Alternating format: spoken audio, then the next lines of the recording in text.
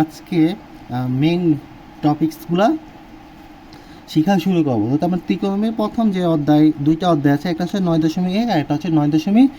আমরা যে অধ্যায়টা নিয়ে আলোচনা করবো সেটা হচ্ছে আজকে 9.1। তো 9.1 শিখতে গেলে আমাদের কয়েকটা অনুপাত নিয়ে আলোচনা করতে হবে। মোটামুটি তোমার 6টা অনুপাত জানা থাকলে হচ্ছে তুমি ত্রিকোণমিতির এমন কোনো অঙ্ক নেই যেগুলো তুমি করতে পারবা না। সেই অনুপাতগুলো হচ্ছে কি কি, একটা হচ্ছে সাইন থিটা, আরেকটা হচ্ছে কস থিটা, আরেকটা হচ্ছে টেন থিটা। তো আমি বলছি 6টা, তো আর 3টা কি, আর 3টা হচ্ছে যে সাইন থিটার একটা বিপরীত অনুপাত আছে, কস থিটা একটা বিপরীত অনুপাত আছে, টেন থিটা একটা বিপরীত অনুপাত আছে। তো সাইন থিটা শিখলেই তোমার আর হচ্ছে যে এর বিপরীত অনুপাতটা শেখা হয়ে যাবে, তাহলে মোটামুটি হয়ে যাচ্ছে 4টা। কস থিটা শিখলে এর বিপরীত অনুপাত শিখলে হয়ে যাবে 5টা। আবার টেন থিটা এর বিপরীত অনুপাত আছে, সেটা শিখলে হয়ে যাবে তোমার হচ্ছে 6টা। মূলত হচ্ছে এই 3টা জানা থাকলেই বাকি 3টা তোমার অটোমেটিক মুখস্থ হয়ে যাবে। তাহলে এই অনুপাতে সাইন থিটা অর্থ হচ্ছে কি, সাইন থিটা অর্থ হচ্ছে তোমার লম্ব বাই অতিভুজ, লম্ব বাই অতিভুজ। তো লম্ব বাই অতিভুজ কি, আমরা হচ্ছে যে ক্লাস 8-এ একটা সমকোণী ত্রিভুজ নিয়ে আলোচনা করছি, জ্যামিতিক অধ্যায়। সমকোণী ত্রিভুজ কি, যার একটা কোণ 90 ডিগ্রি তাকে বলে সমকোণী ত্রিভুজ। এই সমকোণী ত্রিভুজে এই কোণটা হচ্ছে 90 ডিগ্রি, কারণ এই কোণটা আর এই কোণটা যখন একটা বাহুর উপর আরেকটা বাহু এভাবে লম্বালম্বি থাকবে, তখন এর মাঝখানে যে কোণটা, অর্থাৎ এই আমার নখের কাছে যে কোণটা, সেখানে 90 ডিগ্রি কোণ উৎপন্ন করে। তাহলে এই এখানে হচ্ছে তোমার মোটামুটি 90 ডিগ্রি কোণ উৎপন্ন করে, তাই এটাকে বলা হয় সমকোণী ত্রিভুজ। আর সমকোণী ত্রিভুজে আমরা জানি যে বাহুটা হচ্ছে সবচেয়ে বড় তাকে বলা হয় অতিভুজ, আর যেটা ভূমির সাথে থাকে সেটাকে বলা হয় ভূমি। আর যেটা ভূমি থেকে লম্বালম্বি উপরের দিকে থাকে তাকে বলা হয় লম্ব। তাহলে এই সাইন থিটার অনুপাতটা কি, লম্ব বাই ভূমি, লম্ব বাই ভূমি। এবার আসো কস থিটা। কস থিটা কি, কস থিটা মানে হচ্ছে তোমার ভূমি বাই অতিভুজ, আর টেন থিটা মানে হচ্ছে লম্ব বাই হচ্ছে ভূমি। আর খুব সহজ, প্রথমে লম্ব, তারপরে ভূমি, তারপরে হচ্ছে লম্ব বাই ভূমি। আর দুটোতেই দেখো মিল, পড়ার সুবিধার্থে মনে রাখার সুবিধার্থে তুমি মনে রাখতে পারো সাইন থিটা কস থিটা, সিরিয়ালে যদি মনে রাখো সাইন থিটা কস থিটার নিচে তোমার অতিভুজ আসতেছে, হ্যাঁ, প্রথমটায় লম্ব, তারপরে ভূমি, তারপরে টেন থিটা এসে কি হইতেছে, এই লম্বটার ভূমিটা মিলে যেটা হইতেছে সেটা হচ্ছে টেন থিটার মান, অর্থাৎ অনুপাতের মান। এবার আসো এই যে সাইন থিটার বিপরীত অনুপাত, বিপরীত অনুপাত। আচ্ছা, বিপরীত অনুপাতগুলো দেখো। সাইন থিটার বিপরীত অনুপাত কি তোমরা জানো? সাইন থিটার বিপরীত অনুপাত হচ্ছে তোমার কোসেক থিটা। কোসেক থিটা, আমি বলছি যে সাইন থিটার বিপরীত অনুপাত হচ্ছে কোসেক থিটা। তাহলে সাইন থিটা সমান আমি লিখছি হচ্ছে লম্ব বাই অতিভুজ। তার কোসেক থিটা হবে কি জানো? বিপরীত অনুপাত যেহেতু, তাহলে হবে অতিভুজ বাই লম্ব। ঠিক আছে, সহজ না? সাইন থিটা মানে হচ্ছে লম্ব বাই ভূমি, সাইন থিটার বিপরীত অনুপাত হচ্ছে কোসেক থিটা, কোসেক থিটা মানে হচ্ছে অতিভুজ বাই লম্ব। আচ্ছা, এখানে এইটার মানে কি? এটা মানে হচ্ছে যে থিটা, এটা মানে হচ্ছে কি, এটার নাম কি, এটা হচ্ছে কিউর মতো লিখতে। তোমরা যেভাবে কিউ লেখো, যে এভাবে লিখে পেট কেটে এটা মাত্রাটা বের করে দিই, কিন্তু থিটাটার বেলায় কি হয়, এই মাত্রাটা আর বের হয় না, এটা কি হয়, একদম ভিতরেই থাকে, ভিতরেই পর্যন্ত সীমাবদ্ধ থাকে। আর এটাকে বলা হয় থিটা।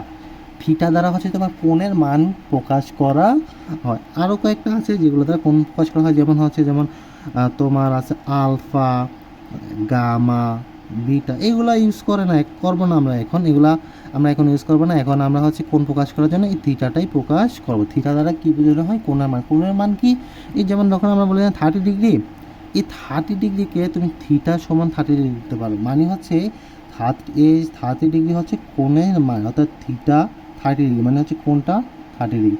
আবার থিটা ইকুয়াল হইতে পারে 40 ডিগ্রি, এমন হইতে পারে আর কি, হ্যাঁ।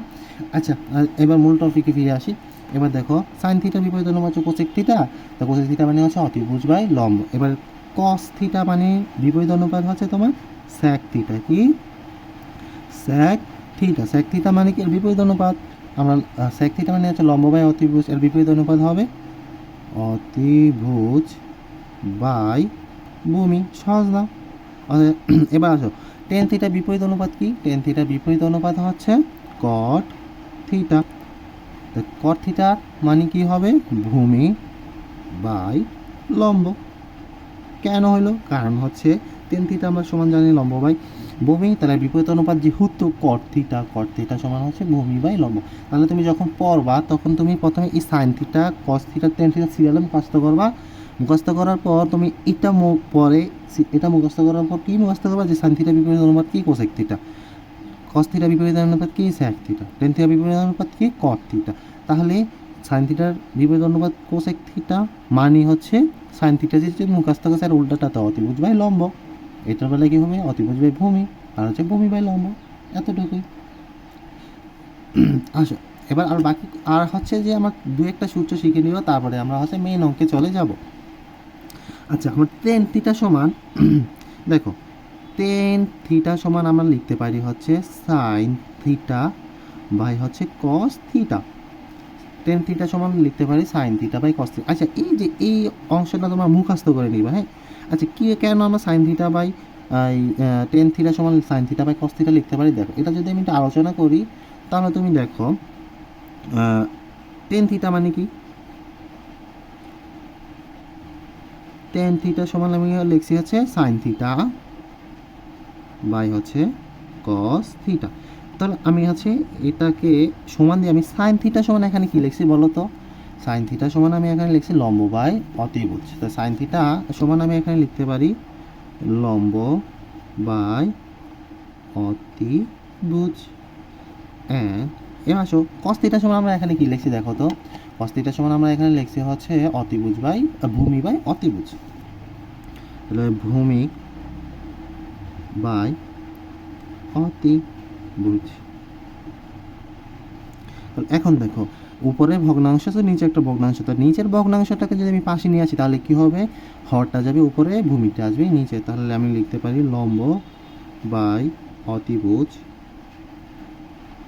ইনটু এই নিচে যে ভগ্নাংশ মেন ভাগ চিহ্ন কিন্তু এইটা, তাহলে আমি মেন ভাগ চিহ্ন কিন্তু এইটা, এই মেন ভাগ চিহ্নের নিচে আরেকটা ভগ্নাংশ আছে ভূমি বাই অতিভুজ। তাহলে এই ভূমি বাই অতিভুজ এই ভগ্নাংশটাকে যখন আমি এইটার পাশে নিয়ে আসবো তখন অতিভুজটা যাবে উপরে, ভূমিটা আসবে নিচে। অর্থাৎ এই যে অতিভুজ এটা আমি লিখব উপরে আর ভূমিটা লিখব হচ্ছে নিচে। এটা আমরা সবাই জানি। তাহলে দেখো যখন একটা ভগ্নাংশ আরেকটা ভগ্নাংশের সাথে গুণ আকারে থাকে তখন এই যে হর লব যদি সেম হয় তাহলে আমরা কাটাকাটি করতে পারি। তাহলে এই অতিভুজ কাটা গেলে কি থাকে? এখানে থাকে হচ্ছে লম্ব, নিচে থাকে কি? নিচে ছিল হচ্ছে ভূমি, তাহলে নিচে থাকে হচ্ছে ভূমি। তাহলে আমি এই যে টেন থিটা সমান কি আসলো? লম্ব বাই ভূমি। তাহলে আমি এই টেন থিটা যদি লম্ব বাই ভূমি আসছে কোথা থেকে আসছে? Sine theta by cos theta থেকে। তাহলে আমি টেন থিটা সমান লিখতে পারি sine theta by cos theta. ঠিক আছে। অ্যান্ড দ্বিতীয়ত আরেকটা আসো কট থিটাটায় আসো। তো কট থিটা সমান কি? আমরা টেন থিটা বিপরীত অনুপাতে আমরা কি জানছি? যে টেন থিটা সমান শিখছিলাম কি? লম্ব বাই ভূমি। আর এর বিপরীত অনুপাত কি ছিল? কট থিটা। কট থিটা সমান কি ছিল? এর বিপরীত অনুপাত কি ছিল? কট থিটা, যে ভূমি বাই লম্ব। তাহলে আমি টেন থিটা সমান এখানে কি লিখেছি দেখো তো? টেন থিটা সমান লিখেছি sine theta by cos theta, আর টেন থিটার বিপরীত অনুপাত হচ্ছে কট থিটা। তো কট থিটা সমান আমি লিখতে পারি কি? Cos theta by sine theta.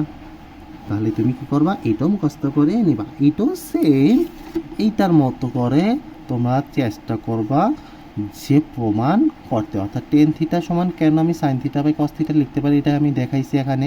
তুমি কি করবা? তোমার এটা বাড়ির কাজ রইল যে কট থিটা সমান কি করবা? Cos theta by sine theta কেন লিখতে পারো এটা প্রমাণ করে দেখাবা। কীভাবে? ওইটার মতো সাইন থিটা মানে হচ্ছে ভূমি বাই অতিভুজ, সাইন থিটা মানে হচ্ছে লম্ব বাই অতিভুজ। তারপরে হচ্ছে নিচে ভগ্নাংশটাকে সাইডে নিয়ে আসবা, হল্লো কাটাকাটি করবা, তারপরে লিখবা যে ভূমি বাই তোমার হচ্ছে ভূমি বাই লম্ব আসতে সে। তাহলে তোমার এই যে এইটা হচ্ছে সূত্র। হ্যাঁ, এটা সূত্র হিসেবে মুখস্থ করে নিবা।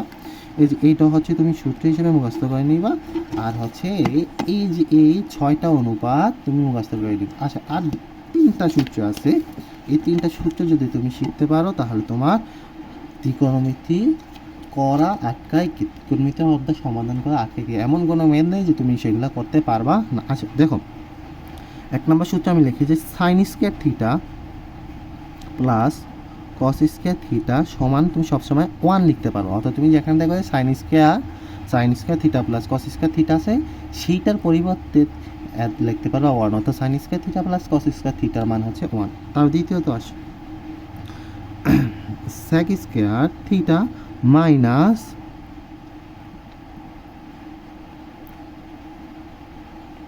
কস স্কয়ার থিটা ইকুয়াল কত? 1। 3 নম্বর একটা সূত্র আছে যে cosec square theta minus cot square. আচ্ছা দেখো, এখানে একটু ভুল বলেছি যে সেক স্কয়ার থিটা মাইনাস হবে টেন স্কয়ার থিটা ইকুয়াল 1, আর হবে cosec square theta minus cot square theta equal হচ্ছে 1। তাহলে সূত্র 3টা কি? Sine square theta plus cos square theta equal 1, sec square theta minus tan square theta equal লিখতে পারো 1, আরেকটা কি লিখতে পারো? Cosec square theta minus cot square theta equal লিখতে পারো হচ্ছে 1। অর্থাৎ এই 3টা সূত্র জানা থাকলে তোমার কেল্লা ফতে, অর্থাৎ সব রকমের অঙ্ক তুমি করতে পারো। অর্থাৎ এই 3টা সূত্র তুমি একদম মুখস্থ করতে পারো। সূত্রগুলো মুখস্থ করা খুবই সহজ। Sign square theta plus cos square theta equal 1। তারপর বাকি যে 2টা সূত্র শিখবা, সেই 2টা সূত্রে কোনোটাতে প্লাস নাই, দুটোটাতে হচ্ছে minus. Sec square theta minus tan square theta equal 1, cosec square theta minus cot square theta equal 1। আচ্ছা এখানে দেখো একটু মিল আছে, যে কোসেক স্কয়ার থিটা যখন লিখতেছ, কোসেক স্কয়ারের সাথে মিলে যায় কোনটা? এই কট লিখতেও সিও। অর্থাৎ এটার পরে তুমি কোনটা লিখবা? টেন লিখবা না, দেখবা যখন কোসেক স্কয়ার লিখবা এটার সাথে সিও আছে, তাহলে সিও কার সাথে আছে? কট। তাহলে কট স্কয়ার থিটা লিখবে, cosec square theta minus cot square theta equal 1। অর্থাৎ মোটামুটি হচ্ছে 1টা 2টা 3টা এই 4টা, তোমার হচ্ছে এখানের এই 5টা, এইটা তোমাদের না করলেও চলে, তবে যারা ভালো কিছু করতে চাও তারা অবশ্যই একবার প্র্যাকটিস করবা, এটাও বাড়ি কাজ রইল। হ্যাঁ, আর হচ্ছে এখানের এই যে তোমার 1টা 2টা 3টা 4টা 5টা এই 6টা এখানের, আর এখানের একটা 7টা 8টা, আর হচ্ছে 8টা 9টা 10টা 11টা, এই 11টা সূত্র মুখস্থ করলেই হয়ে যাবে। আর একটা টিপস হচ্ছে, যাদের মুখস্থ হয় না সহজে, তারা কি করবা? তারা হচ্ছে একবার একবার পড়বা আর হচ্ছে খাতায় লিখবে, পড়বা খাতায় লিখবে, পড়বা খাতায় লিখবে। খাতায় তুমি লিখলেই কি হবে? তোমার এগুলো মুখস্থ হয়ে যাবে। আর আজকে রাতে পড়তে বসো, রাতে পড়তে বসার পর সকালে উঠে কী করবা? তুমি ইমাজিন করবা যে তুমি রাত্রেবেলা কী পড়ছো, তারপর খাতায় লেখার চেষ্টা করবো। হ্যাঁ, ভুলে গেলে সমস্যা নেই, আবার দেখো, আবার প্র্যাকটিস করো, তাহলেই কী হবে? তুমি সূত্রগুলো মুখস্থ হয়ে যায়। তাহলে এতটুকুই। বাই বাই, আল্লাহ হাফেজ, দেখা হবে অন্য ভিডিওতে।